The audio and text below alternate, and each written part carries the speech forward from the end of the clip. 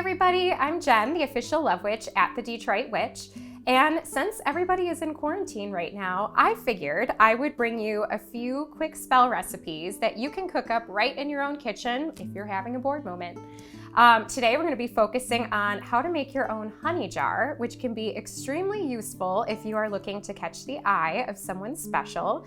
I mean, right now, nobody's really meeting anybody anywhere. So if you can attract the love of your life, why not do so in the privacy of your own home? Today, we're gonna start this by invoking a little bit of good vibes through some tarot cards that I feel like can be extremely helpful. I love working with the Lover's Path Tarot deck. I think this deck is absolutely gorgeous. It is by Chris Walder. I actually picked this one up in one of my trips to New Orleans. But the card work, or the artwork, is all extremely beautiful, and it features famous lovers from throughout history. So today we're going to use a little bit of Tristan and Isolde, as well as the Two of Cups, which is the card that you would always want to represent your perfect ideal love relationship, as well as the Nine of Cups, because everybody can use a little bit of a wish element right now, especially with attracting their perfect partner or love interest. And last but not least, Isis and Osiris for love. So we're just gonna leave these out on the table. We're not really gonna do too much with them, but just the fact that their presence is on the table is going to help to try to evoke and bring in some of those love energies that we wanna work with. So a few things that you need to make a honey jar. You obviously need honey, and you obviously need a glass jar. You really wanna make sure that your jar is glass and that you have a non-flammable top. So you either, if it isn't glass for whatever reason, make sure that you have a metal or aluminum cap, something that will not catch on fire, because you are going to be leaving a red candle burning on this for several days. So you wanna make sure that you aren't creating a fire hazard in your home. The other thing that you are going to want to work with is a red pen, because you will be writing on paper with red ink, and some kind of a love oil of your choice. Now you can make your own at home if that's something that you want to do, or if you have special love oils that you get at your local metaphysical shop that you really like to work with, those two will do the trick. They come in all different types of varieties. Today, I'm going to be working with the Adam and Eve anointing oil from the Lucky Mojo Curio Company.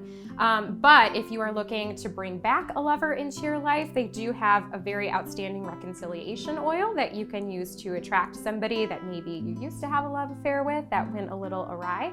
This will fix those problems.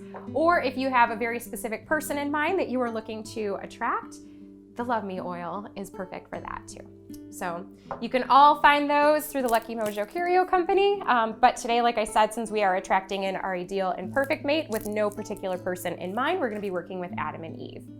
So if you do have someone in mind, or if you are looking to bring in an ex-lover, if you have something of theirs laying around with their handwriting on it or their energy, you are going to want to put that aside. That is going to be going into the honey jar. So in this case, I have something that belonged to somebody. I'm not going to tell you who, but we are going to put this in the jar, and we are going to hope that this brings about some good, positive things.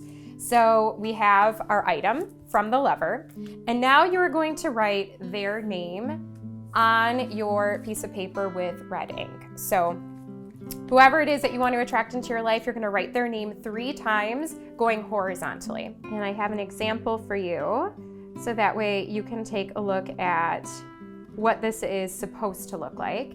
And then you're going to be writing your name across from theirs, running through their name. When that is done, you're going to fold the paper 3 times towards yourself. So first in half, and then you're going to fold that again towards yourself, and then one final time so that it is in a little square. Now, you're going to take your anointing oil of choice. You are going to dab a little bit on your piece of paper that has your love's name and your intention.